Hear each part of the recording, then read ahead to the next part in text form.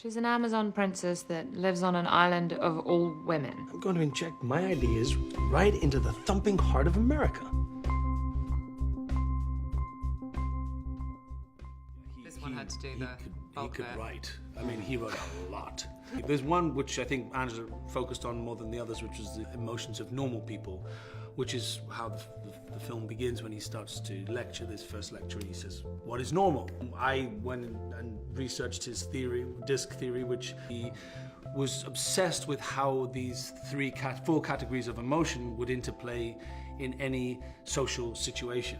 He was able to talk to the women in his life because they were academics and intellects like himself, and I mean, just they were both bouncing off both each the other. Marstons were, psychologists. Only, Right. he had the luxury of getting a PhD because he was a male of the species.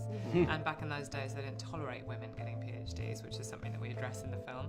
Like, to have to remember is that he was first and foremost a psychologist. He wasn't a comic book writer. Correct. He couldn't be a psychologist anymore because of his personal life. And then he decided to weave his psychologies into a way that would reach the maximum amount of people. They've incorporated the lie detector test into the Wonder Woman comic.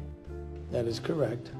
So this Wonder Woman that we think of as a, straightforward superhero in the mold of other superheroes actually has her origin in something much more surprising and feminist and idealistic and hopeful about actually changing the world.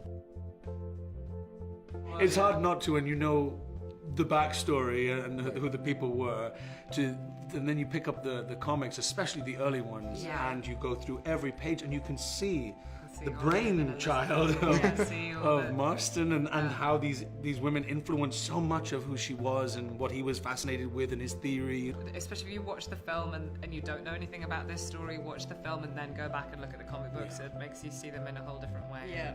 I am quite hopeful actually for this movie because I think it's sort of quietly radical. I think it normalizes a group of people whose life choices are conventionally considered confusing or unknown or at worst doomed, and normalizes it and says actually accept these three people as this sort of romantic, hopeful unit. And I think it succeeds. It doesn't otherize their experience. It doesn't make it weird or strange or it actually shows a really beautiful conventional love story.